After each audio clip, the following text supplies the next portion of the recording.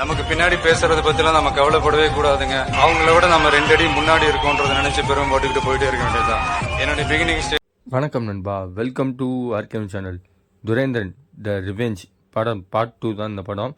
அதுக்கு முன்னாடி ஃபஸ்ட் பார்ட்டை பார்த்தா தான் உங்களுக்கு இந்த படத்தோட கதையை புரியும். நம்ம சேனலுக்கு இப்போ தான் முதல்ல வரீங்கன்னா மறக்காமல் கீழே ரெட் கலர் சப்ஸ்கிரைப் பட்டன் வைக்குங்க. இது போன்ற சுவாரஸ்யமான மூவி ரிவ்யூவில் நம்ம வீடியோவில் பார்க்கலாம். இந்த படத்தோட ஒன்லைன் ஸ்டோரி பார்த்தீங்கன்னா, இந்தியா பாகிஸ்தான் இடையில் இருக்க ராவான மேட்சை வந்து ஒரு சூப்பரான ஒரு ஸ்பை ஏஜெண்ட்டை வச்சு உள்ளே போகிறாங்க. அந்த ஸ்பை ஏஜெண்ட் வந்து ஒரு பாகிஸ்தானில் கராச்சின்ற ஒரு ஏரியாவில் இருக்க தாதாவை ரஹீம்ன்றவரை கொண்டு அந்த இடத்துல தாதாவாகிறாரு. தாதாவானதுக்கப்புறம் அவங்க வந்து இருக்கிற தீவிரவாதியெல்லாம் ஒழிச்சாரா இல்லையான்றதை ஃபஸ்ட்டு பார்ட்டில் பாதி கதையும் மீதியும் இந்த படத்தில் பாதி கதையும் கொஞ்சம் முடிச்சிருக்காங்க.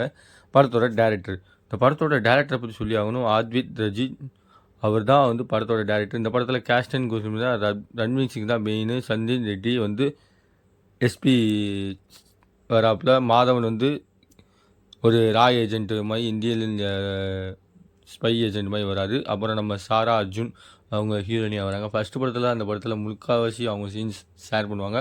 செகண்ட் பார்ட்டில் வந்து அந்தளவுக்கு இல்லை. சரி, ஓவராலாக பார்த்தீங்கன்னா படத்தோட ரன்னிங் டைம் பார்த்தீங்கன்னா 3 மணி நேரம், கிட்டத்தட்ட 50 நிமிஷத்துக்கு மேலே வருது.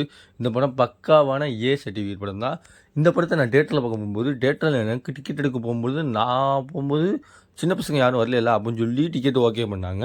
ஆனால் இப்போ வந்து பார்த்தீங்கன்னா தேட்டரில் நான் போய் உட்காந்து பார்க்கும்போது தான் தெரியுது 18+ இல்லைங்க. எல்லா பேருமே வந்து படத்தை பார்த்துட்டு ஐயோ அம்மானு கதறாங்க தேட்டரில். அந்த மாதிரி தான். ஏன்னா இது முழுக்க ஏ சர்டிஃபிகேட்டான கொடுக்கப்பட்ட படம் தான் சென்சார் போர்டில். இந்த படத்துக்கு தமிழ் வந்து 2 நாள் கழிச்சு தான் ரிலீஸ் ஆகிருக்கு. காரணம் சென்சார் போர்டில் தான். இந்த படத்தில் நிறையா காட்சிகள் வந்து உண்மையை பேசுகிற காட்சிகளாகவே வச்சுருக்காங்க. ஒரு வழியாக இதுக்காக தான் அந்த சீனை 2019 டிமானிட்டேஷன் பண்ணாங்களா அப்படின்ற மாதிரி காட்சிகள்லாம் வந்து நிறையா சீன்ஸில் வந்து பாடுது. ஒரு வழியாக இதுக்கு தான் நம்ம மோடிஜி பண்ணாரோ, இதுக்கு தான் அந்த படத்துக்கு சென்சார் பண்ணாங்களோ அப்படின்ற மாதிரி இருக்குது. ஒன் ஸ்பை ஆல்வேஸ் ஸ்பை இந்த மாதிரி தான் கடைசியாக வச்சாம்பார் ட்விஸ்ட்டுன்ற மாதிரி டேரக்டர் யாருமே எதிர்பார்க்காத விதத்தில் நம்மளுடைய ஹீரோ எதிர்பார்க்கவே அதுக்கு மாதிரி அந்த மாதிரி அவர் தான் ஸ்பை. அந்த ஐஎஸ்சி தலைவர் திராவுதரை கொலை பண்ண முடியலன்னு சொல்லுவார். ஆனால் அது கொலை பண்ணுறதுக்கு முன்னாடி அவரை நான் அந்த காரணமாகி வச்சதே நான் தான் அப்படின்னு சொல்லி அவர் நீங்கள் பத்திரமா போயிட்டு வாங்க தம்பி அப்படின்ற மாதிரி காட்டுவாங்க. செம்மையாக இருக்கும். கிட்டத்தட்ட ஜஹீர் ரெட்டியாக இருக்கவர் வந்து அத்தாம் அலி அசார் இந்த மாதிரி கேரக்டரில் வந்து வாழ்ந்திருக்காருன்னு சொல்லலாம். இந்த படத்தில் முழுக்க ஏ சர்டிஃபிகேட் கொடுத்த காரணம் ரத்தனங்கின் தெரிக்கிற கட்சிகள். துரேந்தர் உனக்கட்டில் துரேந்தர் 2 பார்த்தீங்கன்னா கம்மியாக தான் இருந்துச்சுன்னு சொல்லலாம். ஏன்னா ஃபஸ்ட்டு பார்ட்டில் வந்து வேறு லெவலு. ஃபஸ்ட்டு சீன்ஸில் வந்து இந்த படத்தை சொல்லி ஆகணும். ஃபஸ்ட்டு ஒரு 20 நிமிஷம் பார்த்தீங்கன்னா மனசை இருண்டாக்கி தான் பார்க்கணும். குழந்தைகள் யாருமே பார்க்க முடியாத அளவுக்கு இருக்குது.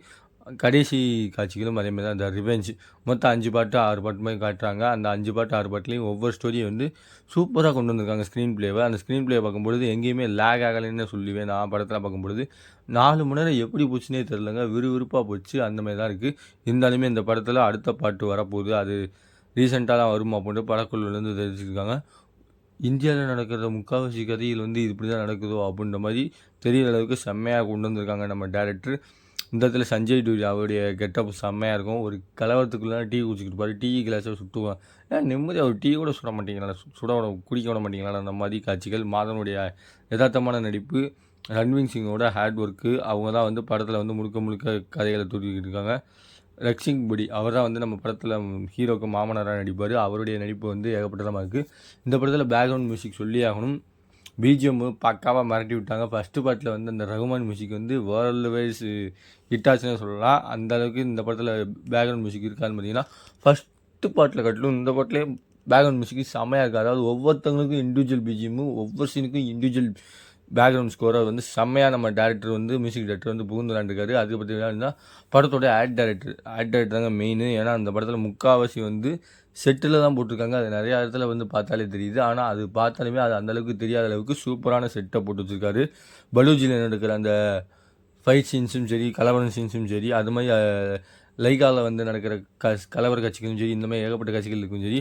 அப்புறம் நம்ம ரீசெண்டாக சொல்லுவாங்கன்னா அந்த உமர், நம்ம ரஹீமோட மகன் வந்து உமர் வந்து ஏபிபிஜி கட்சியோட சேர்ந்தவரை தலையை வெட்டி கொண்டாடுவார். அந்த சீன்ஸ்லாம் வந்து கூஸ் பம்ஸ்னே சொல்லலாம். இந்த மாதிரி ஏகப்பட்ட காட்சிகள் இருக்குது படத்தில், சொல்லிக்கிட்டே போகலாம். மியூசிக் டைரக்டர் அந்தளவுக்கு பல பட்சமாக போட்டு முடிச்சிருக்காரு. இந்த படத்தில் வந்து ஆட் டைரக்டருக்கும் செட்டுக்கும் விஎஃப்எக்ஸ் சவுண்டு இதுக்கு தான் மெயினாக வந்து ஃபோக்கஸ் பண்ணியிருக்காங்க. அது ஃபோக்கஸ் பண்ணாலுமே படத்தில் வந்து சூட்டபுளாக வந்து எடுத்து காட்டியிருக்குன்னு சொல்லலாம். ஓவராலாக பார்த்தீங்கன்னா துரேந்தர் 2 மூவி பார்க்கலாமான்னு பார்த்தீங்கன்னா ஃபேமிலி ஆடியன்ஸ் ஓரியதாக பார்க்கும்பொழுது கொஞ்சம் வந்து முகத்தை சுளிக்கிற காட்சிகள் வந்து ஏகப்பட்ட காட்சிகள் இருக்குது. பை த வே ஓவராலாக பார்த்தீங்கன்னா படத்தை பார்க்கலாம். அந்த படத்துக்கு ஆர்கேஎம் சேனலில் 5க்கு 4 தருவேன். பாய்.